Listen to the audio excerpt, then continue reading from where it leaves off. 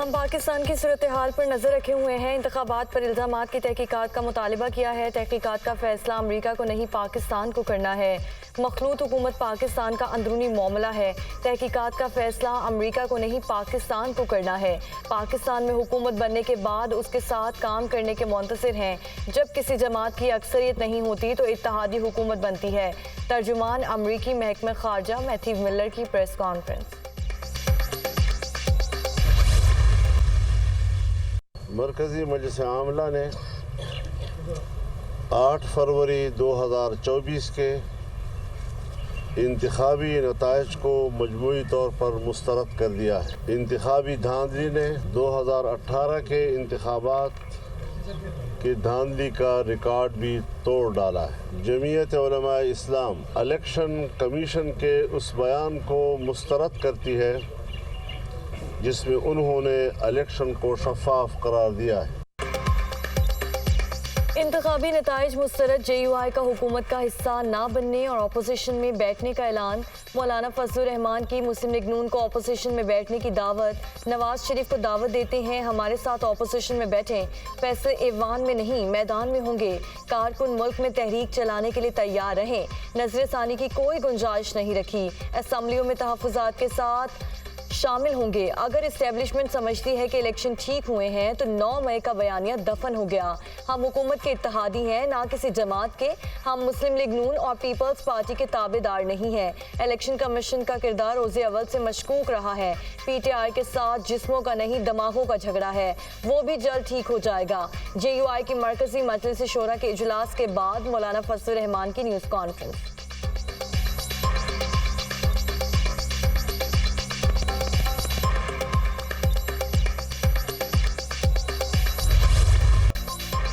वफाक और सूबों में हुकूमत साजी का मिशन। कायद मुस्लिम लीग नून नवाज शरीफ से शहबाज शरीफ की अहम मुलाकात। लीगी सदर ने इत्तेहादियों से मुतालिक मामलात पर ब्रीफिंग दी। मुलाकात में मुतवक्का वफाकी काबीना के लिए नामों पर भी मुशावरत। 25 रुकनी वफाकी काबीना बनाए जाने का इम्कान। MQM को 3 से 5 वफाकी वजारतें दिए जाने पर गौर। नून लीग के 15 सीनियर रहनुमाओं के नाम वफाकी वज़रा के लिए ज़ेरे गौर। इसहाक डार, अयाज सादिक, ख्वाजा आसिफ, एहसन इकबाल, मरीम औरंगजेब, अता तारड़, बिलाल अजहर कयानी, तारिक फजल चौधरी को वफाकी वजीर बनाए जाने का इम्कान। इसहाक डार के चेयरमैन सेनेट सादिक संजुरानी से मुलाकात। बलोचिस्तान में हुकूमत साजी से मुतालिक बातचीत।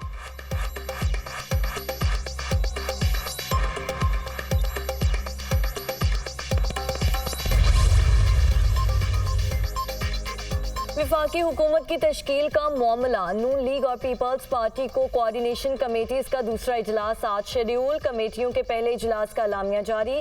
काबीना की तश्कील के लिए पार्टी कायदीन की जानिब से तजवीज़ करदा नामों पर गौर किया गया है। जल्द से जल्द हुकूमत साजी का अमल मुकम्मल करने पर इतफाक।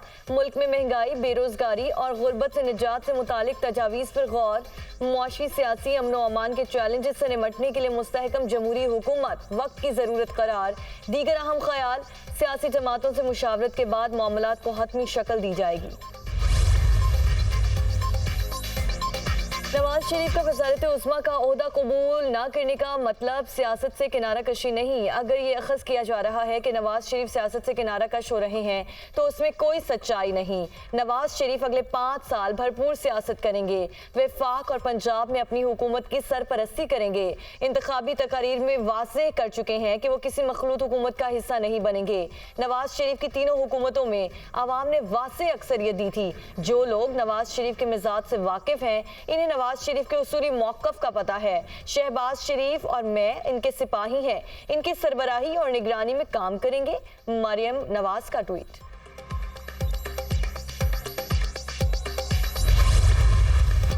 मरीम नवाज पंजाब की पहली खातून वज़ीर आला नामज़द। 76 साल दौर में मरीम नवाज को पाकिस्तान के किसी भी सूबे की पहली खातून वज़ीर आला नामज़द होने का एहसास हासिल। जारिहाना सियासत, हिकमत अमली शानदार, भरपूर सियासी जिद्दोजहद और कैदोबंद की सोबतें बर्दाश्त करने वाली पाकिस्तान की आयरन लेडी मरीम नवाज तख्त पंजाब की बड़ी जिम्मेदारी निभाएंगी। सियासी जिद्दोजहद और खिदमात का एतराफ़। आवाम ने पंजाब में मरीम नवाज को नवाज दिया। मरीम नवाज ने 2012 में सियासत में एंट्री दी। इन्हें आम इंतखाबात 2013 के दौरान जिला लाहौर की इंतखाबी मुहिम का मुंतजिम मुकर्रर किया गया। मरीम नवाज को 22 नवंबर 2013 को वज़ीर आज़म यूथ प्रोग्राम का इंचार्ज भी मुकर्रर किया गया था।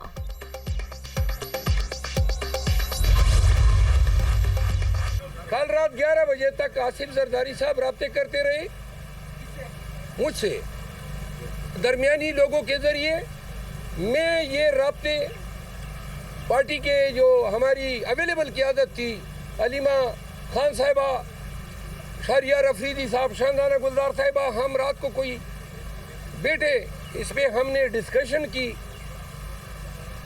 असद कैसर साहब जो हैं वो डी खान गए थे, उन्होंने पीपल पार्टी ने ये इंदिया दिया है कि जो आपकी सीटें हैं वो आप ड्यू प्रोसेस ऑफ लॉ से वापस ले लें, हम इतराज़ नहीं करेंगे, लेकिन हमारी तरजीह नून के बजाय पीटीआई है। खान साहब ने ये दो टोक मौक़िफ़ दिया है कि जिन लोगों ने हमारा मैंडेट चुराया है उनके साथ हुकूमत साजी हम नहीं कर सकते हैं। आसिफ अली जरदारी पीटीआई से राब्ते करते रहे। आसिफ अली जरदारी की तरजीह नून लीग के बजाय पीटीआई है, लेकिन बानी पीटीआई ने दो टोक जवाब दिया कि जिन लोगों ने पीटीआई का मैंडेट चोरी किया उनसे मिलकर हुकूमत साजी नहीं कर सकते। शेर अफजल मरवत का दावा, बानी पीटीआई कोई समझौता करने के लिए तैयार नहीं, अवाम का मैंडेट चोरी किया गया। पीडीएम 2 का ड्रामा सीरियल नंबर 1 की तरह फेल हो चुका, इलेक्शन में इतनी बड़ी चोरी हसम नहीं करने देंगे। अली अमीन गंडापुर बानी पीटीआई का सिपाही है, जब तक अवाम पीछे नहीं होंगे कोई निज़ाम नहीं चल सकता। बाबर अवान की मीडिया टॉक।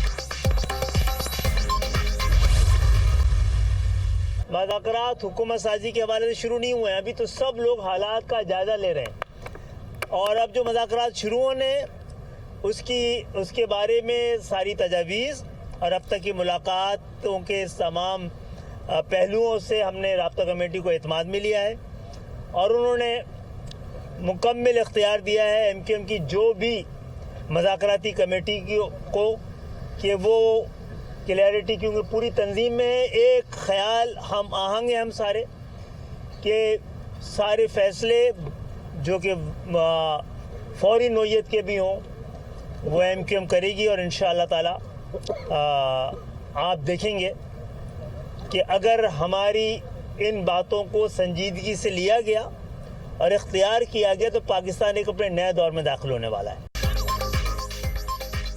पाकिस्तान को बहरान से निकालने के लिए सबको मदद करनी चाहिए। हमारी बातों को संजीदा लिया गया तो पाकिस्तान नए दौर में दाखिल होगा। मुज़ाकरात अब तक शुरू नहीं हुए, वजारतों के हवाले से गुफ्तगू शुरू होगी तो देखते हैं कैसे हम पाकिस्तान की खिदमत कर सकते हैं। गवर्नर हमारा है और हम मांगेंगे क्यों। कन्वीनर एमक्यूएम खालिद मकबूल सिद्दीकी की मीडिया से गुफ्तगू, नून लीग बड़ी जमात है, हमने भी इन पर ही जिम्मेदारी डाली है। हमारी पीपल्स पार्टी से कोई बातचीत नहीं है, नून लीग पीपल्स पार्टी से बात करती है तो हमें कोई मसला नहीं। फारूक सत्तार की वजाहत, कोई ऐसा फैसला नहीं करूंगा जिससे पाकिस्तान के इस्तेहकाम पे कोई फर्क आए। कामरान टिस्टोरी की मीडिया टॉक।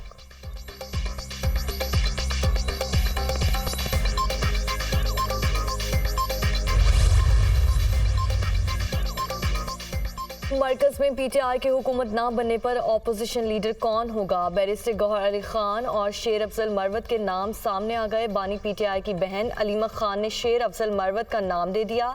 अली मोहम्मद खान का नाम भी पार्टी की जानिब से तजवीज़ किया गया। ऑपोजिशन लीडर का हतमी फैसला बानी पीटीआई करेंगे।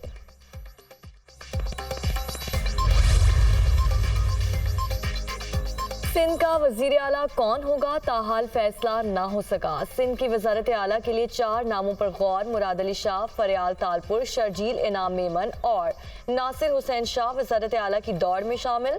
पीपल्स पार्टी की सिंध असम्बली में 84 नशिस्तों के साथ मजबूत पोजीशन। पीटीआई का इंतखाबात में मुबैना धांधली के खिलाफ पेशावर में एहतजाज। मुजाहिरीन ने रिंग रोड को ब्लॉक कर दिया। दोनों ट्रैक पर गाड़ियों की लंबी कतारें। मसरूफ शाहरा की बंदिश के बायस शहर भर में ट्रैफिक जैम।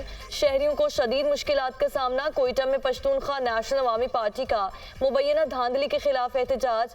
कौमी शाहरा को मुख्तलिफ मकामात पर ट्रैफिक के लिए बंद कर दिया गया। कोयटा में हजारा डेमोक्रेटिक पार्टी भी इंतखाबात में धांधली का इल्जाम लेकर सड़कों पर आ गई। हजारा टाउन में एहतजाजी मुजाहरा, बड़ी तादाद में कारकुन शरीक। मुतालिबात ना मानने की सूरत में सुबह भर में एहतजाज की धमकी।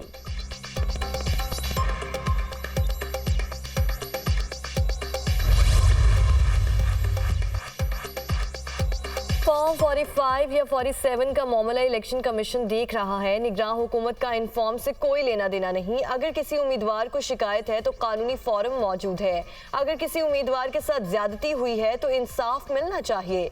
इलेक्शन कमीशन 22 फरवरी तक मुकम्मल नताइज देने का पाबंद है। आइन के मुताबिक आजाद उम्मीदवार वजीर आजम के लिए खड़ा हो सकता है। जो अक्सरियत रखेगा वो चाहे पार्टी का हो या आजाद वजीर आजम बन जाएगा। निगरान वजीर इत्तलात मुर्तजा सोलंकी की मीडिया टॉक। IMF की एक और शर्त पूरी। निगरान हुकूमत ने गैस मजीद महंगी करने की मंजूरी दे दी। ECC इजलास में गैस कीमतों में इजाफे की समरी मंजूर। प्रोटेक्टेड नॉन प्रोटेक्टेड सारिफीन कैप्टिव पावर प्लांट्स के लिए गैस की कीमतों में इजाफा होगा। प्रोटेक्टेड सारिफीन के लिए गैस कीमतों में 100 रुपए फी MMBTU इजाफा मुतवक्के। नॉन प्रोटेक्टेड सारिफीन के लिए गैस कीमतों में 300 रुपए फी MMBTU इजाफे का इम्कान। CNG सेक्टर के लिए कीमतों में 170 रुपए फी MMBTU इजाफा होगा। इत्तलाक 1 फरवरी से होगा। गैस कीमतों में इजाफे की हतमी मंजूरी वफाकी काबीना देगी। निगरान वजीर आजम ने काबीना का इजलास आज तलब कर लिया। गैस कीमतों में इजाफे के ECC की फैसले की तौसीक की जाएगी।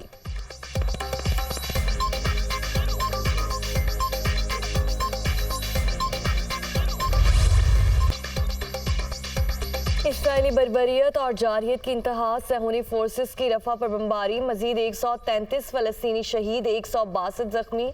7 अक्टूबर से इस्राएली हमलों में शहीद फलस्तीनियों की तादाद 28,473 हो गई।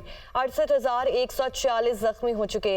आरजी जंग बंदी के लिए मिस्र, कतर और अमरीकी हुक्काम में होने वाले मुज़ाकरात भी 3 रोज के लिए मौखर। मिस्री सदर ने उम्मीद जाहिर की है कि 6 हफ्ते की जंग बंदी और कैदियों की रिहाई का मामला तय पा जाएगा। अरब टीवी की रिपोर्ट। कोई मुद्दत के गालिब मर गया पर याद आता है। फलसफे और तसव्वुफ की बारीकियां दिल आवेज़ी से बयान करने में यकता और उर्दू अदब की शान। मिर्ज़ा असदुल्ला गालिब को दुनिया से रुखसत हुए 155 बरस बीत गए। गालिब की नज़र में गहराई और फिक्र में वुसअत ऐसी थी जो किसी और के हिस्से में ना आई। तहरीर को शोखी का पैरहन भी दिया। उर्दू अदब का अजीम शायर 15 फरवरी 1869 को जहाने फ़ानी से कूच कर गया।